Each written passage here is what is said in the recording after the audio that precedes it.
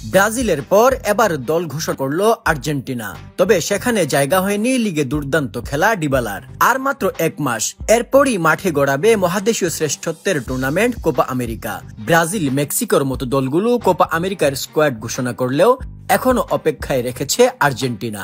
বিশ্ব চ্যাম্পিয়নরা গতকাল 29 সদস্যের দল ঘোষণা করলেও সেটি মূলত কোপার আগে প্রস্তুতি ম্যাচের দল।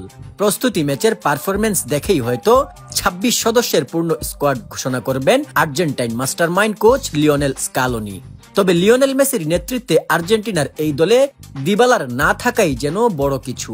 এছাড়া মার্সেই সেন্টার ব্যাক লিওনার্দো বালের্দির অন্তর্ভুক্তিও চমক দিয়েছে অনেককে। সব মিলিয়ে চলুন জানা যাক কেমন হলো এই দলটা, আর কোপায় কারা হবেন আকাশী সাদাদের ভরসার নাম। সবার আগে এই দলের গোলবারের সেনানীকে নিয়ে বলতে হয়। আর্জেন্টিনার গোলবারের নিচে প্রথম পছন্দ কোনো সন্দেহ ছাড়াই এমিলিয়ানো মার্তিনেজ। 2021 কোপা আমেরিকার ঠিক আগে দলে সুযোগ পাওয়া এই ফুটবলার নিজেকে প্রমাণ করেছেন দারুণভাবে। কাতার বিশ্বকাপে নায়ক বনে যান তিনি। মার্তিনেজের সবচেয়ে ভালো ব্যাপার হচ্ছে ব্যাকলাইনের সঙ্গে যোগাযোগটা দারুণ থাকে তার। সেট পিসে ডিফেন্সকে সংগঠিত করা, শট ঠেকানো অথবা জায়গা থেকে বেরিয়ে দলকে রক্ষা করা, সব জায়গাতেই নিজের ছাপ রেখেছেন তিনি। সেক্ষেত্রে চোখ বন্ধ করে কোপায় গোলপোস্ট সামলানোর কাজটা এমির কাঁধে দেবে আর্জেন্টিনা, এতে কোনো সন্দেহ নেই। এরপর ডিফেন্স লাইনে নজর দিলেও এবারের কোপা আমেরিকায় আর্জেন্টিনা পারফেক্ট।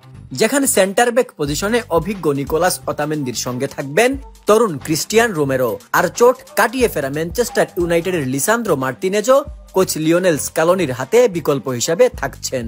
ক্লাবে দুর্দান্ত পারফর্ম করলেও শুরুর একাদশে তার থাকার সম্ভাবনা কম।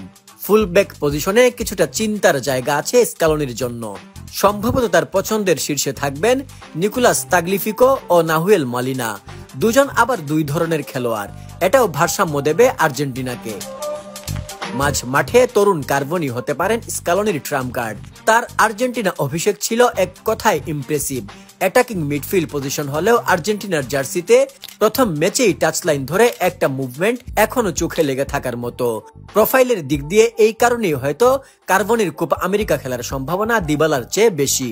বয়সে কম, শারীরিকভাবে ভালো, ভালো গতিসম্পন্ন, ভার্সেটাইল এমন একজনকেই কেউ সবসময় চাইবে, যে কারণে ভ্যালেন্টাইন কার্বনিকে কোপা আমেরিকার চূড়ান্ত স্কোয়াডেও পাওয়া যাওয়ার সম্ভাবনা বেশি। এর বাহিরে তো পরীক্ষিত ম্যাকঅ্যালিস্টার, সেলসো এনজোরা আছেনই। যদিও আর্জেন্টিনার মিডফিল্ডের হৃদয় হিসেবে ডিপল থাকবেন, মাঠের মাঝখান থেকে আক্রমণের ভিত গড়ে দিতে পারেন তিনি। অনেক জায়গা নিয়ে খেলার সঙ্গে ডিফেন্স ছাড়া পাস দিতেও পারদর্শী এই ডিপলের সঙ্গে লিয়ান্দ্রো পারেদেস ও ফার্নান্দেসের শুরু করার সম্ভাবনা বেশি।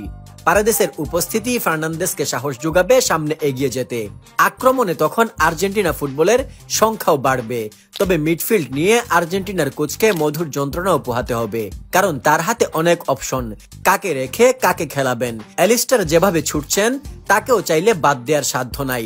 সবকিছুর পর ফরওয়ার্ড লাইনটাই মাঠে আর্জেন্টিনার জন্য সবচেয়ে রোমাঞ্চকর জায়গা।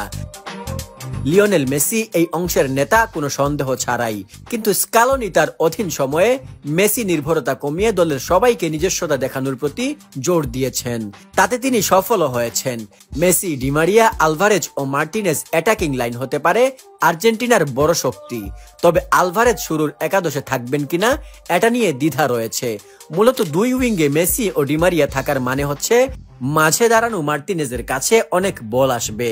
তার গোল করতে পারা বা না পারার ওপর অনেকটাই নির্ভর করবে আর্জেন্টিনার এগিয়ে চলা। তাছাড়া মেসি এখন নিজেকে বদলে ফেলেছেন, প্লেমেকারের ভূমিকাতেই এখন বেশি দেখা যায় তাকে। তবে মেসির গোল করতে পারার ক্ষমতা নিয়ে নিশ্চয়ই কারো সংশয় থাকার কথা না।